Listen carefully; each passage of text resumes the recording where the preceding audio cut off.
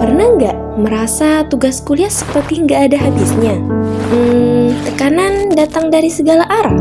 Atau begadang tiap malam, tapi tetap merasa belum cukup waktu untuk menyelesaikan semuanya? Kalau iya, itu bisa jadi tanda kamu mengalami stres akademik. Eits, tapi tenang, kamu nggak sendirian. Stres akademik adalah hal yang umum, terutama bagi mahasiswa tingkat akhir.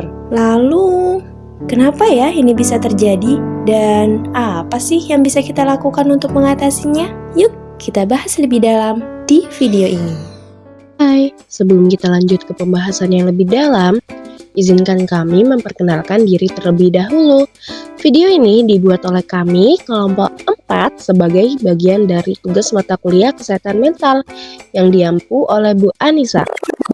Anggota kelompok kami beranggotaan 4 orang. Yang pertama, Ani Masluro dengan NIM 222 1030 331. Yang kedua, Anissa Nur Aulia Isanti dengan NIM 222 1030 325. Yang ketiga, Konita Octavia dengan NIM 222 1030 3009.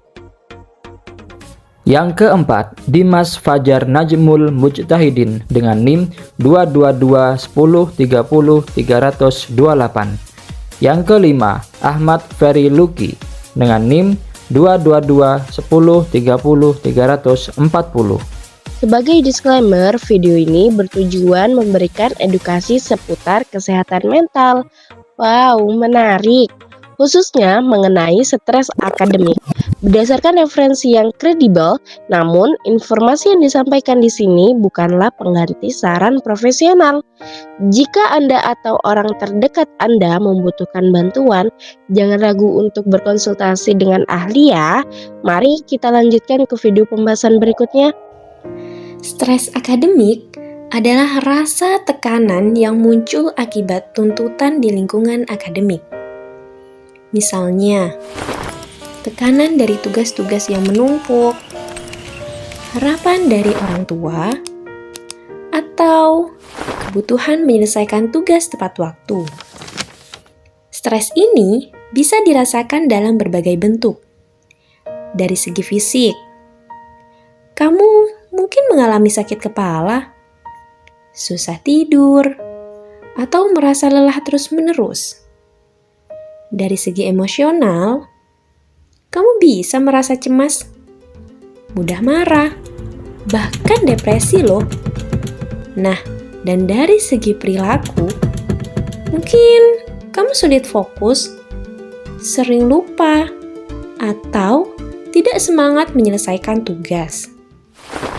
Ternyata, stres akademik adalah masalah umum di kalangan mahasiswa tingkat akhir. Tapi jangan khawatir, ada cara untuk mengatasinya. Lalu, apa ya yang menyebabkan stres akademik?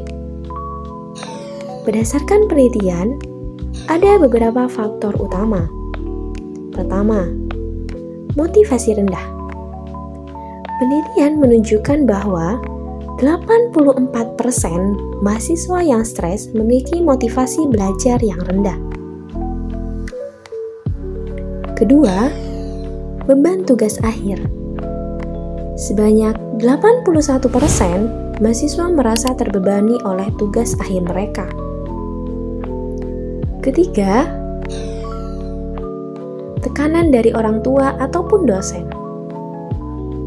Meski hanya 25%, tekanan ini tetap bisa menjadi pemicu stres. Dan yang terakhir, kualitas tidur yang buruk.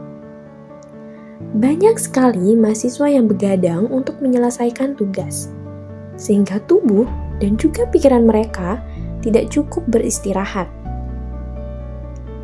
Semua faktor ini berkontribusi pada tingkat stres yang cukup tinggi. Kalau stres akademik dibiarkan, apa ya yang akan terjadi? Dampaknya bisa sangat luas loh. Secara akademik, stres bisa membuat kita sulit berkonsentrasi. yang akhirnya menurunkan prestasi belajar. Secara fisik, stres kronis bisa menyebabkan masalah seperti kelelahan, insomnia, atau bahkan gangguan makan. Secara mental, stres yang tidak ditangani bisa memicu depresi, kecemasan, dan juga perasaan putus asa. Itulah sebabnya penting banget nih untuk segera mengenali stres dan mengatasinya sebelum berdampak lebih jauh. Kabar baiknya, stres akademik bisa dikendalikan.